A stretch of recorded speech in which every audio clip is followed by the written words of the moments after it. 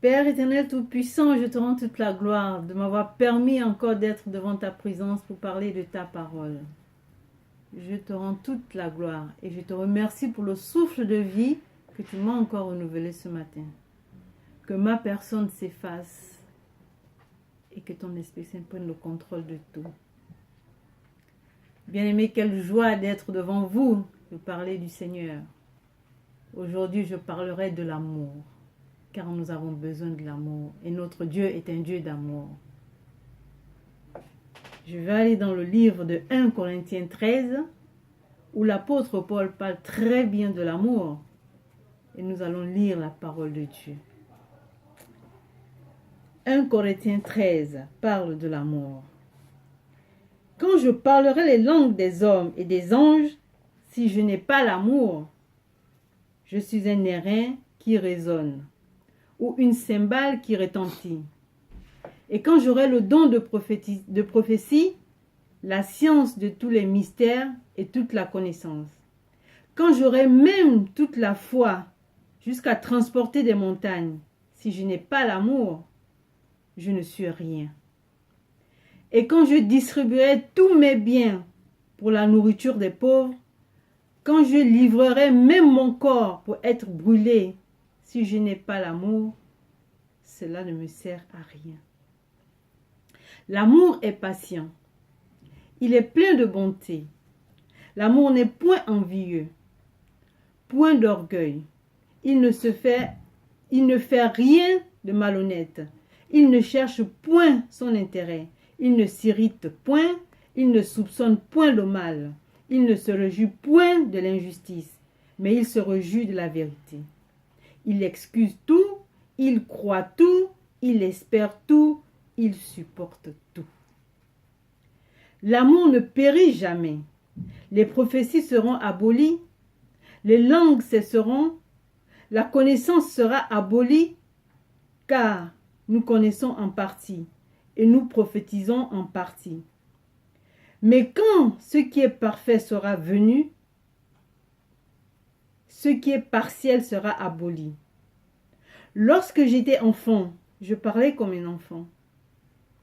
Je pensais comme un enfant. Je raisonnais comme un enfant.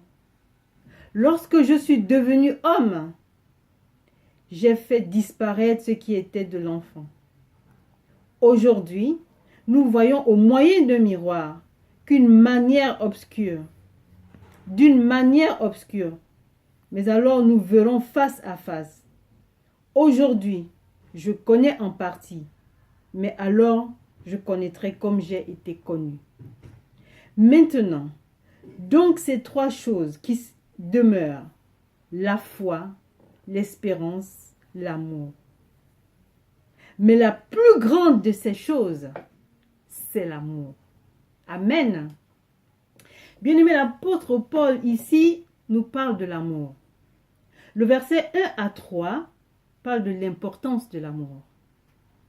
Le verset 4 à 7 parle des actions de l'amour. Et de 8 à 13, il parle de l'avenir de l'amour. Quand on prophétise, c'est quelque chose que nous recevons de Dieu. Mais si ces prophéties ne sont pas données avec amour, c'est comme si on n'avait rien fait. Dans les 3 premiers versets, l'apôtre Paul nous veut montrer aux Corinthiens que même s'ils savent faire des choses extraordinaires les plus spirituelles, ces choses ne sont rien si elles ne sont pas dites avec amour. Le verset 4 est présenté comme une personne active qui agit d'une manière ou d'une autre. Nous allons lire le verset Jean 13, 34 à 35.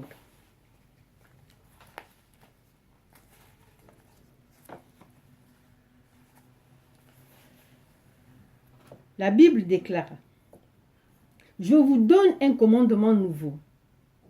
Aimez-vous les uns les autres comme je vous ai aimés. Vous aussi, aimez-vous les uns les autres. À ceci, tous connaîtront que vous êtes mes disciples, si vous avez de l'amour les uns pour les autres.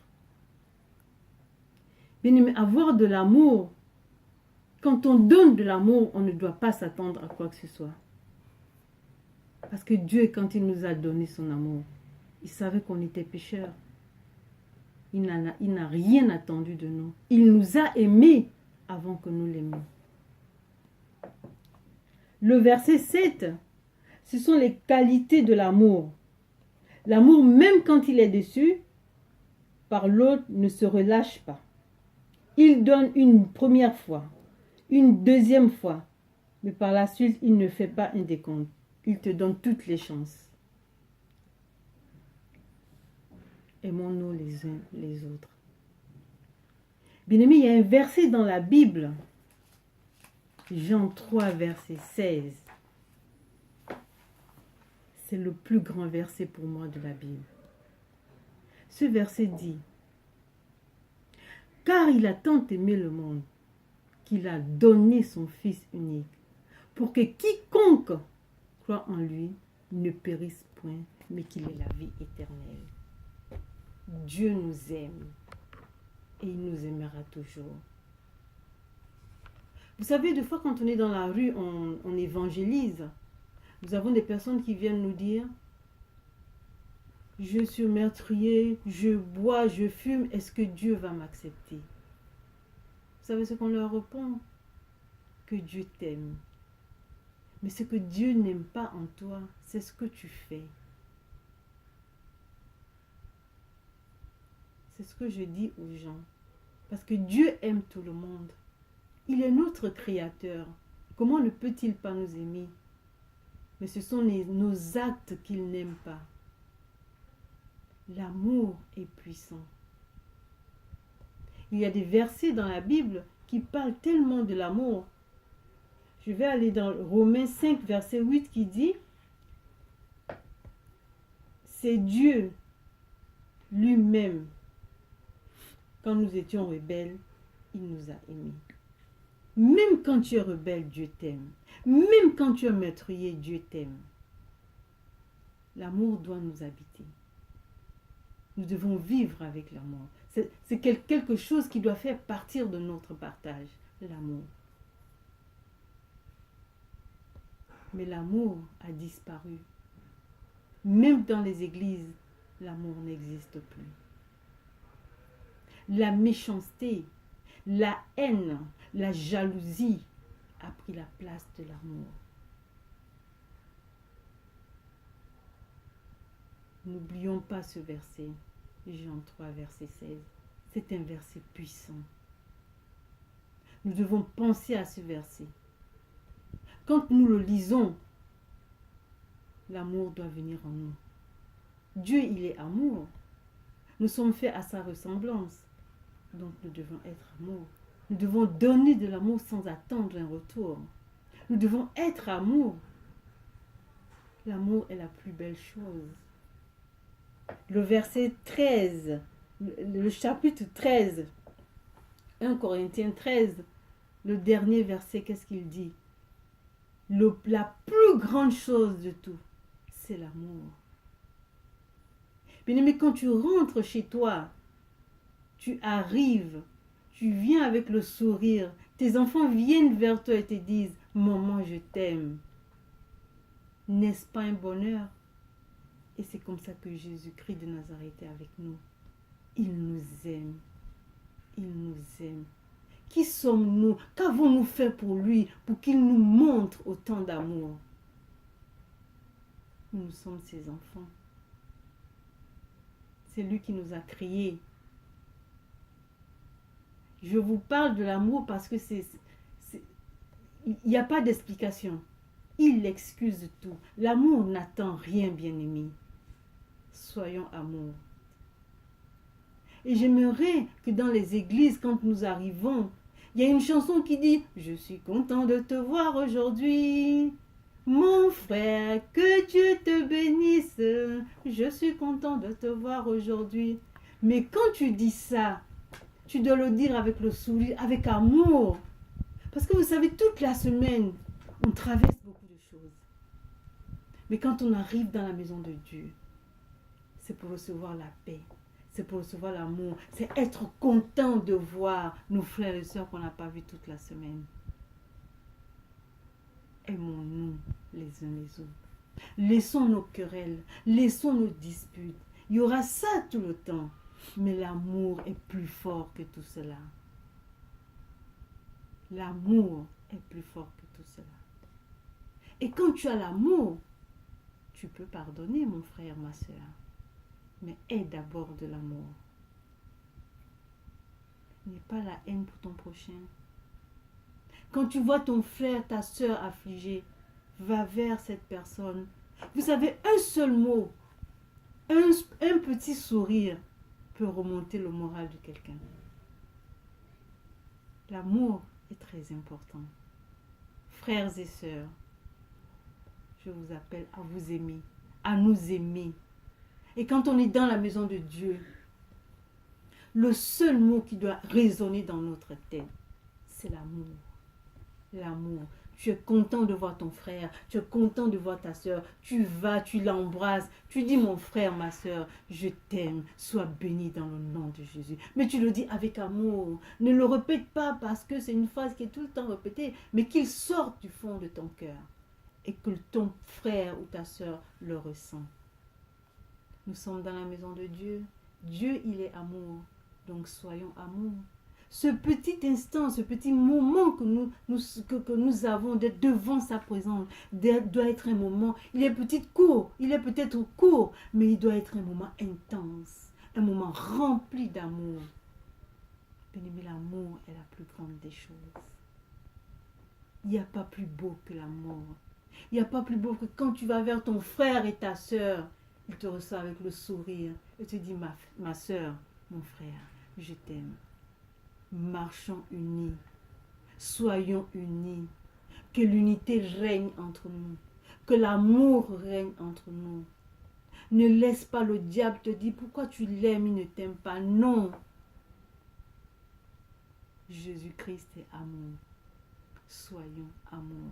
Comme dit l'apôtre Paul, soyons ses imitateurs. Jésus-Christ t'aime, mon frère. Jésus-Christ t'aime, ma soeur. N'est pas de la haine ni de la jalousie. Si tu vois que ton frère réussit dans un domaine, demande à ton frère comment il a fait. Il te montrera. Mais ne sois pas jaloux. Supportons-nous les uns les autres. Aimons-nous les uns les autres. Bien-aimés, si je devais parler de l'amour, je n'en finirais pas. J'espère que ce message vous fera du bien. Et je vous invite à lire 1 Corinthiens 13.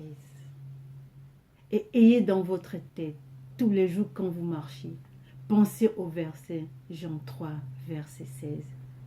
C'est un verset qui couronne toute la Bible. C'est un amour que nous devons avoir. Quand on a un enfant qui est malade, nous pleurons.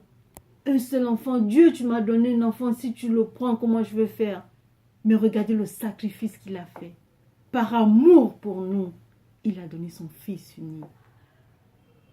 Quelle preuve d'amour voulez-vous encore? Bien-aimés, je tiens à vous dire que je vous aime. Et je prêcherai toujours l'amour. Je prêcherai toujours l'amour. Il faut que nous nous aimions. Que cette journée soit une journée d'amour. Que cette fin d'après-midi et que cette soirée soit toujours remplie d'amour. Pour ceux qui sont au travail, quand vous rentrez à la maison, malgré les difficultés que vous avez rencontrées dans vos écoles, dans vos lieux de travail, mais quand vous rentrez à la maison, vous dites merci Seigneur, je retrouve ma famille, je retrouve mon époux, je retrouve mon épouse, mes enfants, et vous leur dites, je vous aime mes enfants. Mon époux, je t'aime, mon épouse, je t'aime. Que l'amour règne dans nos maisons. Même dans nos lieux de travail, nous chrétiens apportons de l'amour. Nous devons faire la différence. Vous savez, moi, quand j'arrive tous les matins dans mon travail, tout le monde sourit parce que je dis que la paix de Dieu soit sur vous. Que cette journée soit une journée d'amour. Et je demande, Seigneur, fortifie mon équipe. Je peux vous assurer que ça se passe dans de bonnes conditions. transmettre de l'amour. Oh, c'est quoi ça? Assis. Assis.